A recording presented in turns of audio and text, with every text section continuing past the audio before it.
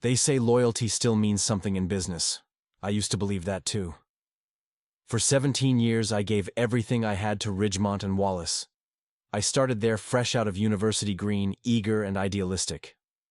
Over time, I became the company's point person for international relations, particularly in Asia.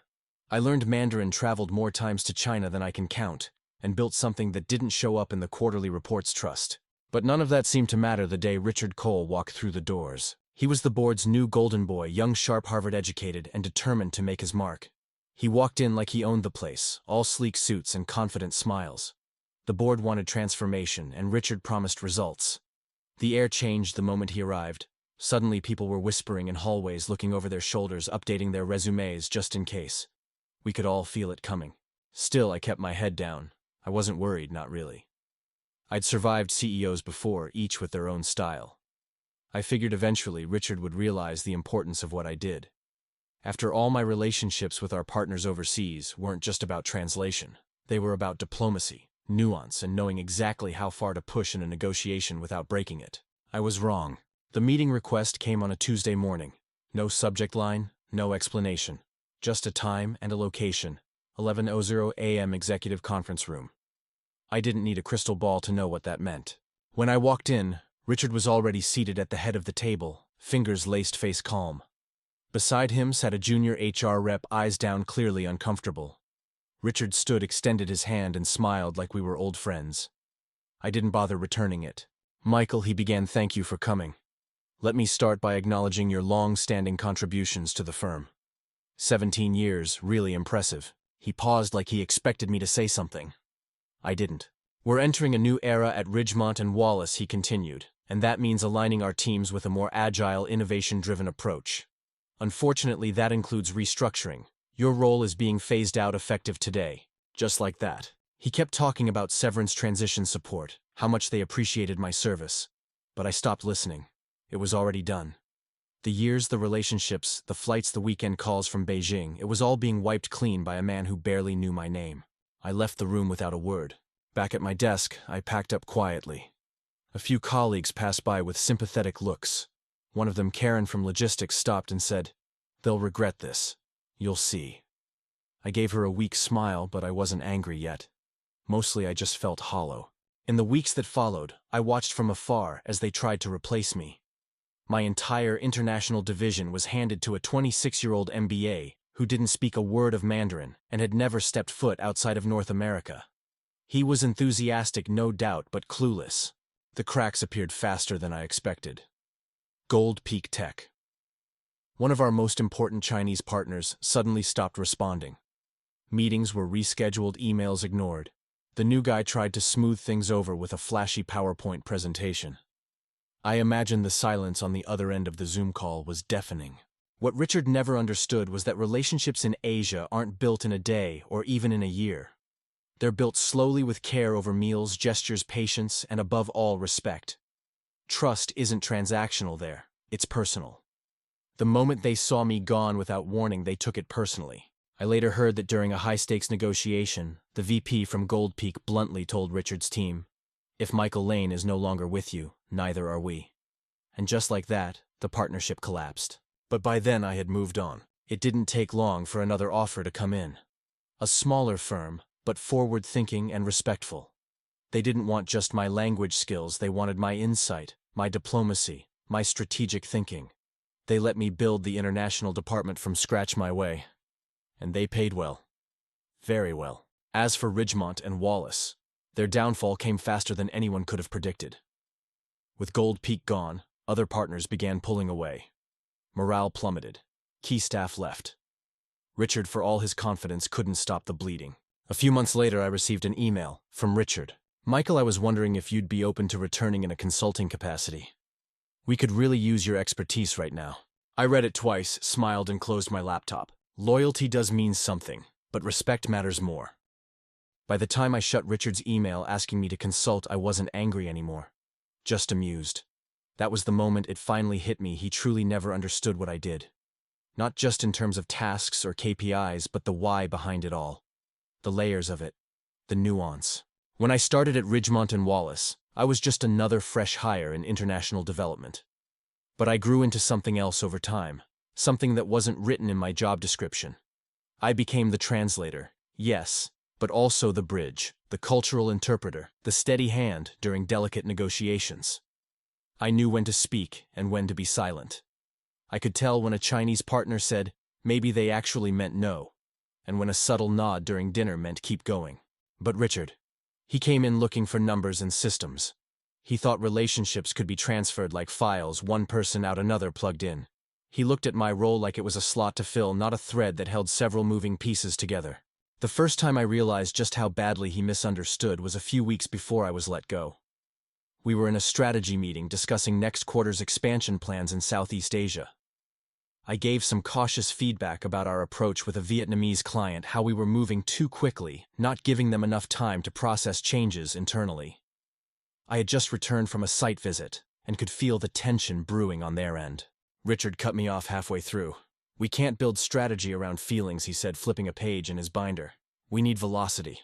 Velocity. As if cultural alignment was just a speed bump. He didn't see it then, but that moment stuck with me. He wasn't just dismissing my suggestion, he was dismissing how I worked. He saw emotions and relationships as inefficiencies, not assets. And that kind of thinking, when you're operating globally, is like lighting a match in a room full of gasoline. Gold Peak Tech had taken years to court. I remembered the first time I visited their office in Shenzhen, how formal everything was. No jokes, no small talk, just long silences and tiny observations. I learned to play their game, bring small gifts, take your time, listen deeply. After 2 years, they finally invited me to their New Year celebration. That was the real sign I was in. We weren't just doing business. We had a relationship. When Richard sent a junior associate to smooth things over after my departure, I already knew how it would end. You don't send a stranger to reassure someone you've just insulted, especially not someone who shows up in flashy Western business attire, speaking only English, and with no awareness of face-saving or relational harmony. What Richard also didn't realize was that Gold Peak had been subtly testing us for a while. They asked increasingly difficult questions in negotiations. They took longer to respond to contracts. They started communicating in Mandarin again just to see if we'd catch on. I had always known those signs, but Richard didn't even know to look. After the partnership collapsed, I got a call. It was from Li Yuhan, the VP at Gold Peak, someone I had shared countless late dinners with over the years. "I heard what happened," she said. "We were surprised." I was too, I admitted, but not anymore. There was a pause, then a quiet laugh on her end. "We trust people, Michael, not logos." That sentence stayed with me for a long time. It wasn't just Gold Peak. Other partners started going quiet too, some from Thailand, some from South Korea, even our Australian subsidiary.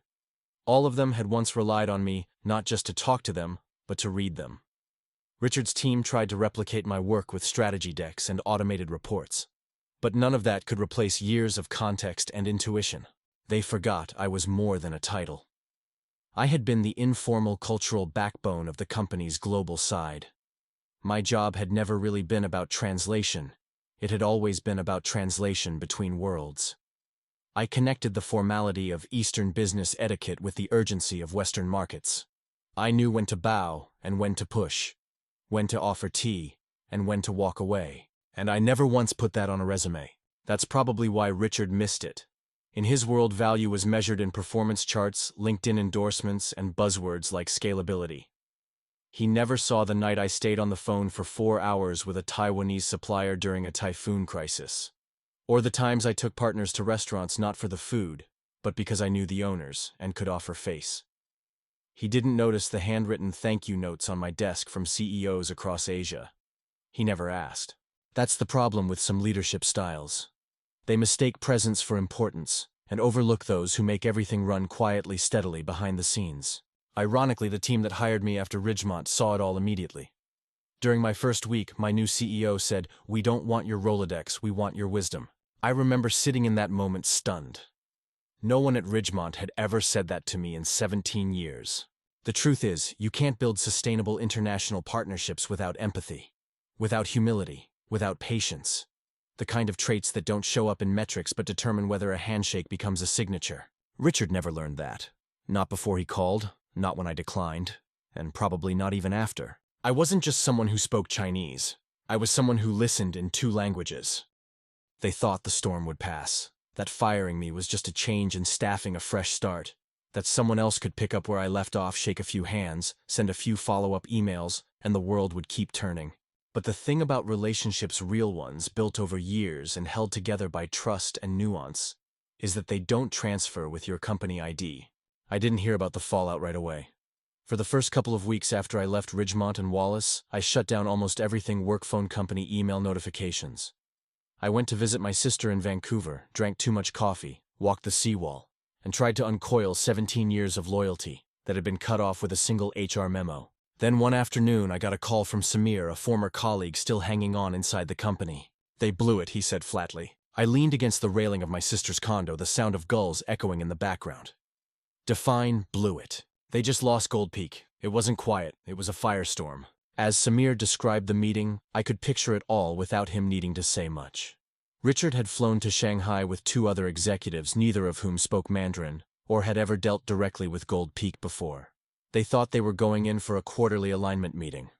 Instead, they were met with stiff formality, cold tea, and barely disguised contempt. Li Yuhan, Gold Peak's VP, had kept the meeting short. "We had a relationship with Mr. Lane," she'd said, according to Samir's contact at the table. "Now we do not." When Richard tried to pivot, mentioning that processes were in place to ensure continuity, she interrupted him. "Processes cannot replace people." And just like that, the room emptied. The partnership was dead. What followed was even worse. Word travels fast in our field, especially in Asia, where networks are tight and informal conversations carry more weight than official announcements. Within days, 2 other partners quietly pulled out of their ongoing projects with Ridgemont. The Japanese distributor paused negotiations. A potential Singaporean investor ghosted them entirely. Richard tried to spin it as a strategic realignment, but internally the panic was setting in. I heard from others too, people from finance, marketing, even the junior staff who'd been brought in to modernize my role. They weren't angry with me. They were terrified. The global arm of the company, once considered the growth engine, was now hemorrhaging credibility and deals faster than legal could keep up. What none of them seemed to grasp, even after everything, was that firing someone like me wasn't just a personnel move. It was a message, a loud one. And that message was, we no longer value understanding. Gold Peak's reaction wasn't about loyalty to me personally, though I know that played a role. It was about trust. I had spent years navigating unspoken expectations, learning which dinner topics were safe, which political sensitivities to avoid, when to use formal titles and when to relax them. I had been consistent, present, respectful. I had shown them time and again that our partnership wasn't a transaction, it was a relationship. And then Ridgemont cut me without even a proper transition. Of course, Gold Peak saw that as an insult. In their eyes, the company hadn't just let go of an employee, they had broken a pact. The irony wasn't lost on me. I'd sat through so many leadership retreats where executives praised emotional intelligence and relationship capital. But when it came time to act on those values, they vanished. Richard, I later learned, tried to reach out to Gold Peak himself through LinkedIn messages, emails, even sending a gift set of Canadian maple tea with a handwritten note. It was too late. You don't win back trust with a tea bag. The kicker came about a month later. I was at a small industry conference in Montreal, not as a speaker, just sitting in the back taking it all in. During a panel on international risk management, someone from the audience asked a question about recent breakdowns in global partnerships. One of the panelists, a senior advisor from a consulting firm, didn't miss a beat. Well, she said, look at Ridgemont and Wallace. They lost their top liaison in Asia and tried to replace him with a slide deck. That's what happens when leadership confuses presence with process. There were a few polite chuckles, but I just sat there smiling faintly. I wasn't gloating, not really. I had no desire to see the company burn. I had given too much of myself to it. But I also couldn't deny a certain satisfaction. Not from revenge, but from validation. From the quiet confirmation that my work had mattered, and that finally someone else could see what Richard never could. By the time Ridgemont publicly acknowledged the setback, calling it a temporary strategic turbulence, their stock had already taken a hit. Internal teams were being reshuffled again. And Richard, he was scrambling. Not just to salvage deals, but to save face. That's when he tried to call me. Twice. I never picked up. He emailed next, asking if I'd consider returning in a flexible consulting role. I stared at that message for a long time. He still didn't get it. I wasn't a plug-in solution. I wasn't a tool to be used when convenient. I had been a quiet architect behind their international growth, and he'd fired me like I was excess luggage. So no, I wasn't going back. Let him feel the consequences. Let the silence speak. They thought they could replace me with a younger, cheaper, faster version. Instead, they replaced trust with suspicion. And trust once broken is rarely repaired. After I closed the door on Ridgemont and Wallace, I felt a strange mix of relief and uncertainty. The company I had dedicated nearly 2 decades to was unraveling without me, but so was a part of my own identity. Who was I outside those office walls? More importantly, where could I go next? The truth is, I didn't have to look far. My reputation, the relationships I'd nurtured, and the knowledge I carried weren't tied to a single name or title. They belonged to me. They were my currency. Within days of my departure, I began hearing from former partners and contacts who wanted to know if I was available. There was a quiet respect in those messages, a recognition that the old ways couldn't just be replaced with flashy new hires. People remembered the way I'd helped navigate complex deals, handled cultural subtleties, and build trust that lasted. One of the first calls came from Sophia Chen, a senior executive at Evergreen Global, a mid-sized company with ambitions to expand its footprint across Asia. She was sharp, pragmatic, and tired of the revolving door of consultants who promised quick fixes but delivered little. "We need someone who understands the nuances," Sophia told me. "Not just the transactions, but the people behind them. I think you're that person." Her words felt like a lifeline. I accepted a role with Evergreen that gave me more autonomy than I'd ever had before. No bureaucracy, no politics, just the freedom to rebuild, reconnect, and reshape partnerships on my own terms. It wasn't easy. Starting over always carries that sting of humility. But it was also invigorating. I had the chance to create something new from the lessons of the past. I traveled extensively. Unlike Ridgemont, which had always seemed hesitant about committing resources abroad, Evergreen embraced a hands-on approach. I was in Beijing 1 week, Singapore the next, then Seoul and Tokyo after that. Each meeting was a chance to repair old bridges and build new ones. What surprised me most was how many former colleagues and partners from Ridgemont reached out privately. They were disillusioned by the direction their company had taken, frustrated by the loss of relationships and the decline in morale. One evening in Hong Kong, I met with a group of former Ridgemont executives over dim sum. The conversation wasn't about gossip, it was about real concerns, the loss of institutional knowledge, the lack of strategic vision, and a growing sense that the company was losing its soul. I listened, offered advice, and reassured them that change was possible. But I also made it clear I wasn't interested in returning to that sinking ship. My future was elsewhere. Back at Evergreen, I spearheaded initiatives that focused on sustainable growth. Instead of chasing short-term profits or flashy deals, we prioritized deepening existing partnerships and understanding local markets at a granular level. This approach paid off. Within a year, Evergreen's Asian division saw a 30% increase in revenue and strengthened its reputation among regional players. I was proud of what we built not because of the numbers, but because it was built on trust, respect, and genuine collaboration. Meanwhile, news from Ridgemont was less encouraging. Reports of internal turmoil, failed deals, and public relations crises became regular headlines. I kept tabs partly out of curiosity, partly because I couldn't help but feel a pang of regret for the company I once believed in. Richard's leadership was under scrutiny. Investors demanded answers, and the board was restless. Several high-profile resignations followed, and the company's stock continued to slide. Despite the chaos, I remained focused on my path. I refused to get pulled back into Ridgemont's drama. My mission was clear: build something better, prove that experience and understanding matter, and lead with integrity. In quiet moments, I reflected on how far I'd come. Losing my job felt like a personal failure at first, but it forced me to redefine success on my own terms. I realized that sometimes being dismissed isn't the end, it's the beginning of a new chapter. And in that chapter, I was finally writing my own story. The story doesn't end with me simply moving on. If anything, that was just the beginning. I had built something new, yes, but the wounds inflicted by Ridgemont and Wallace ran deep. I couldn't ignore what happened to me nor the damage their reckless decisions caused. And if I'm honest, I wanted justice.